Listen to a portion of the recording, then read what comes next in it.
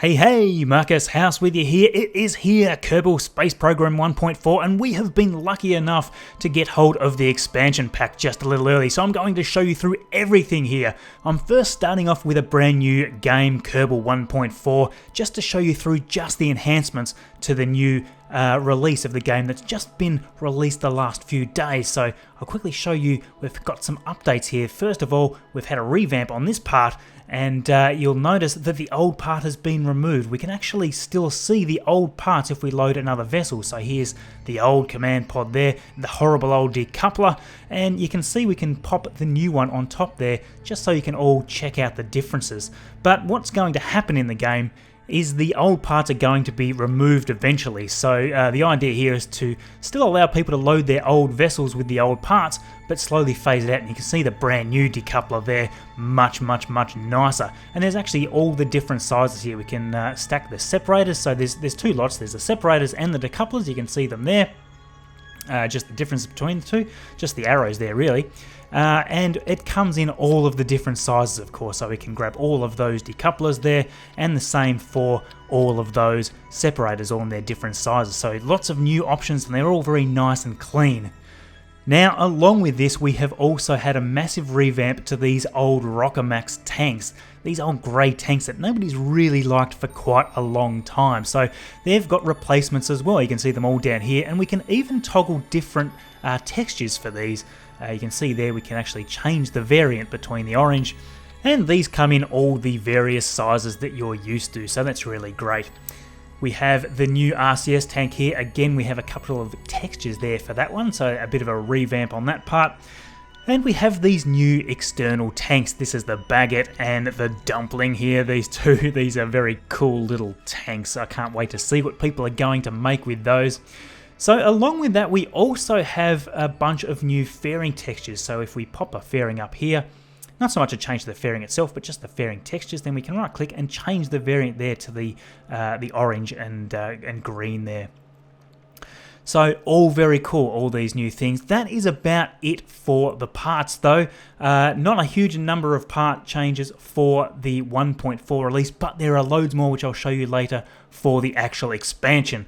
Now, this is a new feature in 1.4 that I am really happy about. I've been wanting this for a very long time. We can immediately switch the editor to the spaceplane hangar and back again to the vehicle assembly building, and it is literally this quick. I've just recorded this isn't edited, it's just that fast to switch between the two buildings now, so that's awesome. Another great thing here is this set vessel name via part area. What this lets us do is allow our vessels to be named as the vessel splits apart in different areas. So we can see that this little section is going to be the lander, and then we can come down here to this part. This will be, say, our orbiter. That'll be a station. So we can set that up there, and we can even set a priority here. I'll just move this out of the way so we can read it. So the setting with the highest priority within the vessel will be used to name the vessel and set the vessel type.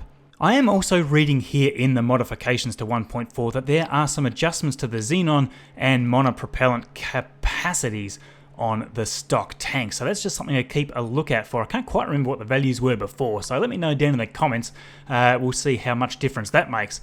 So yeah, we'll just load up little Jeb here in our little space plane, and I'll show you what else is very cool about 1.4. You've probably all heard about this already.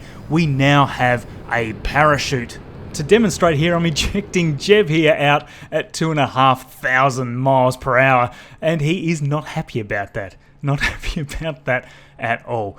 It's okay, Jeb, you are safe, mate. We have got a parachute on your back now. You can see it on the back there. It's basically the same kind of deal as a regular parachute. It gives you the minimum pressure and altitude for deployment, but the best thing about it is that you can actually steer and control the parachute on the way down. So as we actually move Jeb in here towards this mountain, you can see here we can sort of pull up and down to control our descent, and we can come right down and pull up right at the end, just a touchdown nice and gently, and there we go. Beautiful controlled landing. How about that, Jeb? Yes!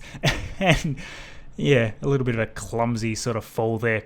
So we're now rebooting the game with the full expansion. The expansion's going to be released next week, and the only thing I can't show you here is the stock missions that are going to come with the game, but we can show you the mission builder. So I have built a little mission to show you how this works. Now, to be totally honest, I was a little skeptical about how great this would be until I started using it. Now, I've made a little demo mission here just to show you guys how cool this could actually be. What we can do is we can bundle this whole thing up together into a mission and supply to you with all of the objectives in a real challenge sort of scenario. So you'll see that we have a bunch of different options here to start the mission. We can actually force you to use a vessel that we have created. You can do this as well, of course. You can edit the vessel, you can bundle all this up for friends, but what we can do is we can even force situations on launch. So we can say, right, we want you to start at the launch site. We can even select which launch area, and there is one new launch site available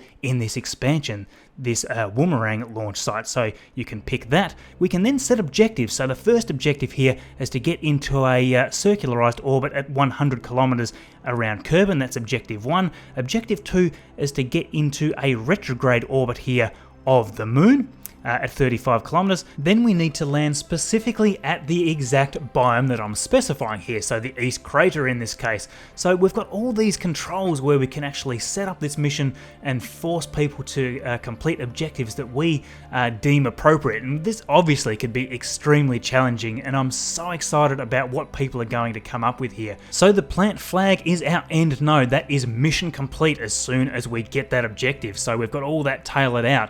Now, I'm not going to go through the hundreds, possibly even thousands of things you can do with this mission builder. I have not had time to learn this myself. It's only been available to me for a few days.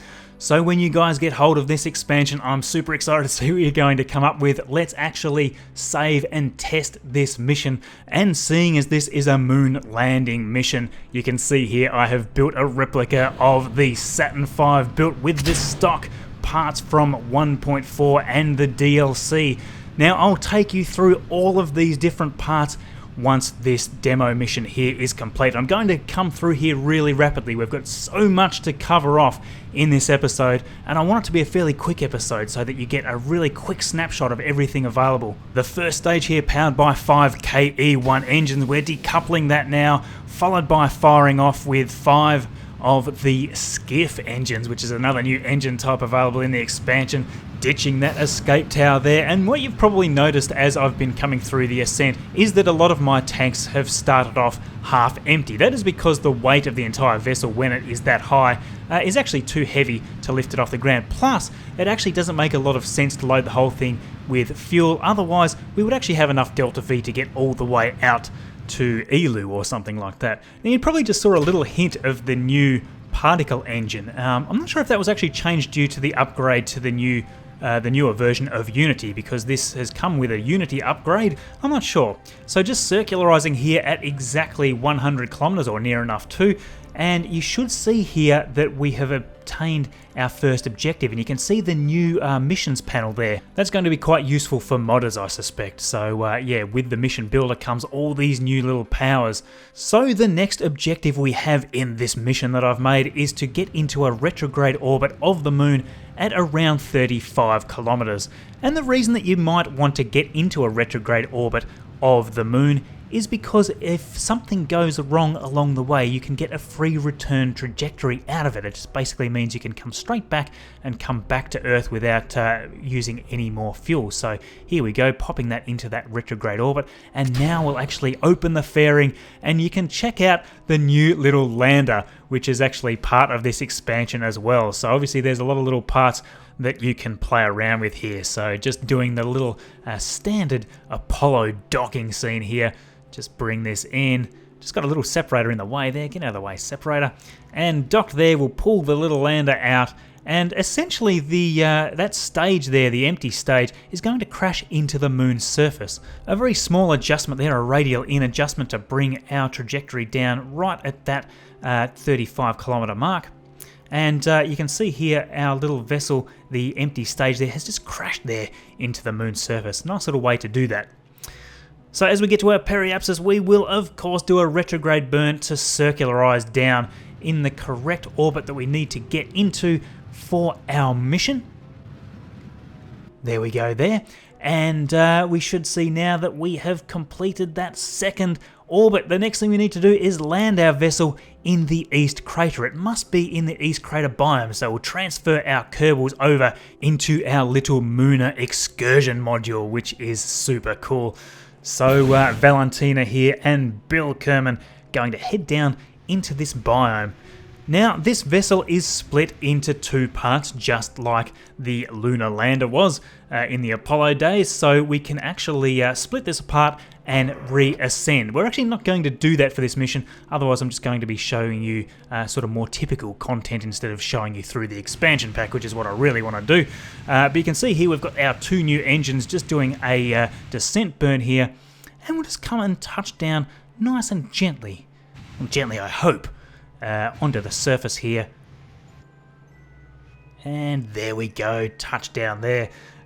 We have got our second last objective. The last objective is simply to plant a flag, so we'll pop Valentina out, and she has on the new uniform. You can now select a new uniform if you choose to do so. Quite cool looking.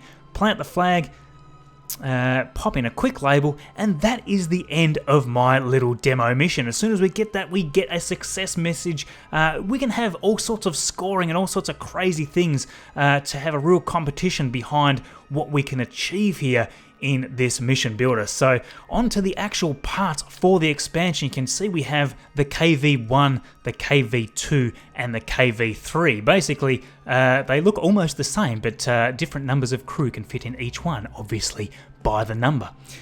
We also have this cool new command pod, the Mark II command pod. You've already seen the Lunar excursion module, so we won't show that again. Loads of fuel tanks, lots and lots of different size fuel tanks to play with. You can see this very much inspired by a lot of the Russian vessels there, so I love to see what everyone's going to do with those. We have quite a few skinned Kerbidine parts here, lots of tanks, and we have the mount point there for our 5 Saturn V-ish sort of engines. Speaking of engines, we'll go and check out this Bobcat engine. That's very, very cool looking. We have the Saturn V-ish engine there, the KE1. We have the RK7 engines there, very much inspired again by the Russian vessels. We have these very tiny RV1 engines. We have this awesome little cheetah engine. I haven't actually tried this one out myself yet. And we have this skiff engine, which is what I was using in my second stage of the Saturn V vessel. We also have a bunch of all of these structural panels. I'm not even going to show them all because there's so many of them. Very flexible. I can't wait to see what everyone builds with those. And then we have these structural tubes in all different sizes. So it's going to be really interesting to see how all of the builds come together with all these cool parts. These here are engine plates, and we can actually set different variations and pop parts down, and it will extend out like this. That's also very cool. A few other things that I was a little surprised about, I didn't know these were coming, was the little inflatable airlocks here. These are a cool little feature, so you can actually open these and they'll extend out. Not something that we've ever had in the stock game by any measure. And yeah, look, that is largely it, except for these little rover wheels. I think I covered everything there. So these little rover wheels are going to be really awesome. They're going to work quite nicely, obviously, on something like a replica moon buggy or something like that. So we can pop those away.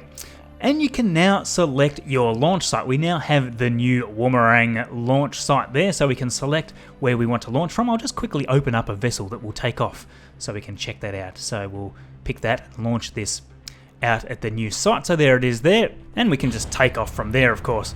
So I'll actually switch to the other launch site because it's in the daylight, so I'll just quickly switch back. I just wanted to show you before we go the new particle effect on the SRBs. I actually kind of think these are a little bit weird. They sort of have this cone shape and they just kind of cut off. And yeah, you can see, especially as I steer away, that it's just kind of almost like this solid plume that just goes straight out. It just doesn't seem to look quite right. I suspect they're still working on that a little bit. Remember, of course, that the DLC has not yet been released. This is probably a slightly buggier version that I'm running here, but that is okay. I would like to thank you all for watching. I hope I've covered most of what you wanted to know about the DLC and the 1.4 update. As soon as you can, I want to see all those wonderful missions that you guys create in that mission builder. It's going to be great. Any questions, leave them down in the comments below. Thank you all for watching, and we will see you all in the next video.